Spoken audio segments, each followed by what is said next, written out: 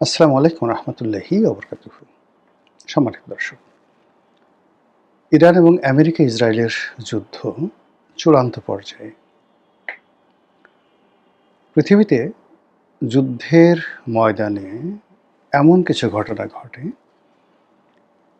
সেই ঘটনার ফলে একটা জাতির অস্তিত্ব বিলীন হয়ে যায়, একটি দেশের মানচিত্র চলে যায়, কোন একটি জনগোষ্ঠী পৃথিবীর বুক থেকে হারিয়ে যায়, সভ্যতা বিলীন হয়ে যায় এবং নতুন একটা সভ্যতা গড়ে ওঠে। এই ধরনের যুদ্ধ যখন হয়, ইংরেজিতে এটিকে বলা হয় ডিসাইসিভ ডিসাইসিভ ব্যাটেল। এই ইরানের মাটিতে একটা সময় এরকম একটা ডিসাইসিভ ব্যাটেল হয়েছিল, দ্য ব্যাটেল অফ গাওগেমেলা। পারস্য সম্রাট তৃতীয় দারায়ুস আর আলেকজান্ডার দ্য গ্রেট। আবার তৃতীয়, চতুর্থ, প্রথম, দ্বিতীয় 4টা যুদ্ধ হয়েছিল, পিউনিকের যুদ্ধ, ডিসাইসিভ ব্যাটেল। এরকম অনেক কিছু আছে যেটা পৃথিবীর সকল কোর্স অফ অ্যাকশন পরিবর্তন করে দেয়। ভারতের যে সকল যুদ্ধ ডিসাইসিভ ব্যাটেল, তার মধ্যে পানিপথের যে প্রথম যুদ্ধ, এটিকে বলা হয় ডিসাইসিভ ব্যাটেল। ভারতের ইতিহাস মানচিত্র পরিবর্তন করে দিয়েছে। তো এখন এই শতাব্দীর মধ্যে যতগুলো যুদ্ধ হয়েছে, আপনি বোঝার চেষ্টা করুন, এই শতাব্দীতে কিন্তু দুটো মহাযুদ্ধ হয়েছে। প্রথম মহাযুদ্ধ, দ্বিতীয় মহাযুদ্ধ, that is also decisive battle. কিন্তু প্রথম মহাযুদ্ধ এবং দ্বিতীয় মহাযুদ্ধের চাইতেও ইরান এবং আমেরিকার এই যুদ্ধটি, এটি মোর ডিসাইসিভ। এর কারণ হলো যে আমরা শিক্ষা, সভ্যতা এবং উন্নয়নের যে চরম শিখরে পৌঁছে গেছি, বিজ্ঞানের যে সর্বোচ্চ আধুনিকায়ন, আমাদের মধ্যে এখন যেভাবে আর্টিফিশিয়াল ইন্টেলিজেন্স কাজ করছে, যেভাবে সামাজিক যোগাযোগ মাধ্যম কাজ করছে, যেভাবে মিলিটারি যে টেকনোলজি কাজ করছে, এটি এই পৃথিবীতে কখনোই ছিল না। আর এই সব প্রযুক্তি, সকল টেকনোলজি একত্রে সম্মিলিতভাবে এই যুদ্ধের ময়দানে প্রদর্শিত হচ্ছে। এক পক্ষ অপর পক্ষকে ধ্বংস করার জন্য সব কিছু ব্যবহার করছে।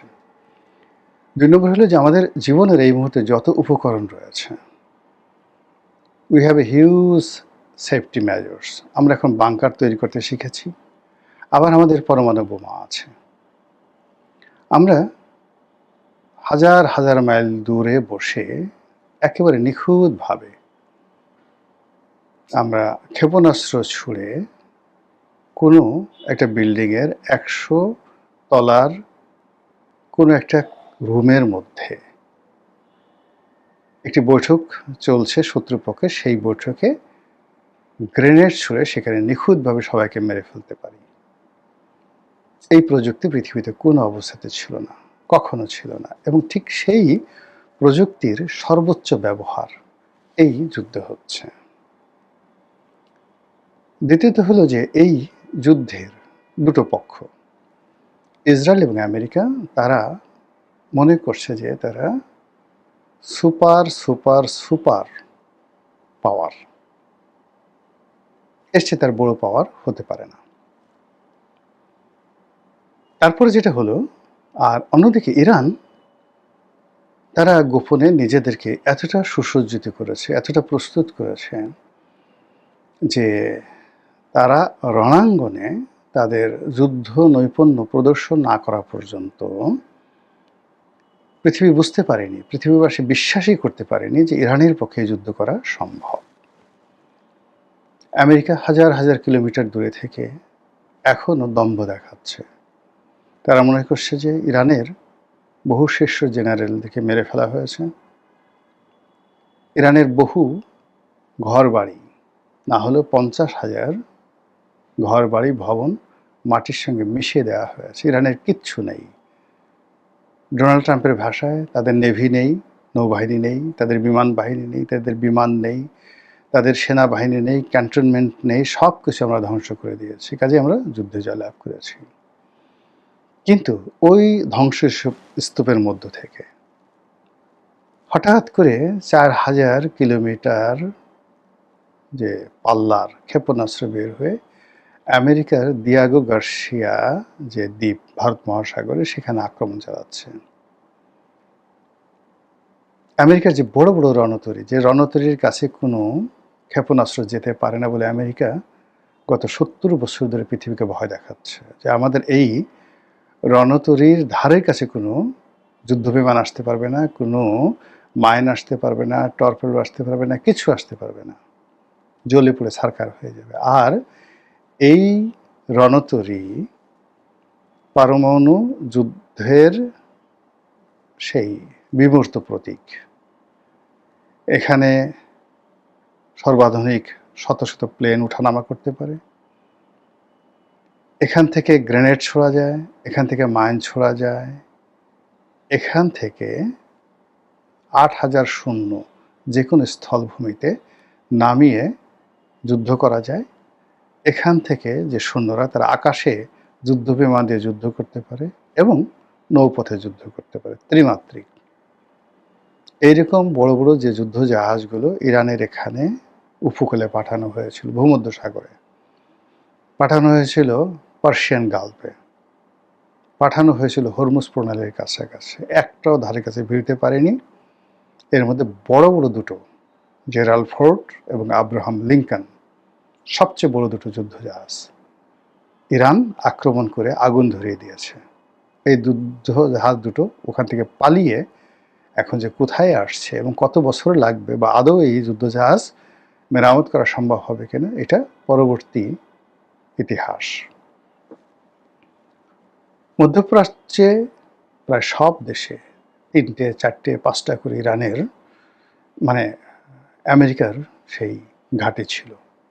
যাদের সবচেয়ে বড় ঘাঁটি কাতারে, ইরাকে তাদের ঘাঁটি, কুয়েতে, দাহারানে, দাম্মানে মানে সৌদি আরবে, সব দেশে তারা ঘাঁটি তৈরি করে সেই ঘাঁটিগুলোকে তারা বলছিল যে এইগুলো আকাশ প্রতিরক্ষা দ্বারা এমনভাবে তারা নিরাপত্তা বিধান করেছে যে এখানে কেউ আক্রমণ করতে পারবে না। এবং এই যে ওই দেশে আমেরিকান সৈন্য থাকে, এর সমস্ত ব্যয়ভার সংশ্লিষ্ট আরব রাষ্ট্রটির কাছ থেকে তারা নিত, আর ওই রাষ্ট্রকে তারা ভয় দেখাতো, বলতো যে আমাদের এই সৈন্য রাখো, ফলে পৃথিবীর কেউ তোমাকে আক্রমণ করতে পারবে না। ইরানকে এবং ইসলামী বিভিন্ন জঙ্গি গ্রুপকে তারা আমেরিকাই অনেক সময় মদত দিয়েছে বিভিন্ন সময়, যেন তাদের ঘাঁটিগুলো মধ্যপ্রাচ্যে থাকে এবং সেই ঘাঁটিগুলো ব্যবহার করে তারা মধ্যপ্রাচ্যকে শোষণ করতে পারে। এই যুদ্ধে ইরান আমেরিকার সমস্ত মিথ ভেঙে দিয়েছে। মধ্যপ্রাচ্যের ১৭টি দেশে একই সঙ্গে তারা আক্রমণ করেছে, প্রত্যেকটা ঘাঁটি তছনছ করে দিয়েছে এবং বেশিরভাগ ঘাঁটি মাটির সঙ্গে মিশিয়ে দিয়েছে এবং সেখানে একটি প্রাণীও জীবিত নাই, হয় পালিয়ে গেছে, মরে গেছে, একটা স্থাপনা নাই। এই হলো বাস্তব অবস্থা। আর এর ফলে আরব দেশগুলোর মধ্যে যে কম্পন শুরু হয়েছে, যে ভীত সন্ত্রস্ততা শুরু হয়েছে, যেটা আপনি কল্পনা করতে পারবেন না এই মুহূর্তে। খোদ আমেরিকাতে যাকে বলা হয় কান্নার রোল পড়ে গেছে। ইরানের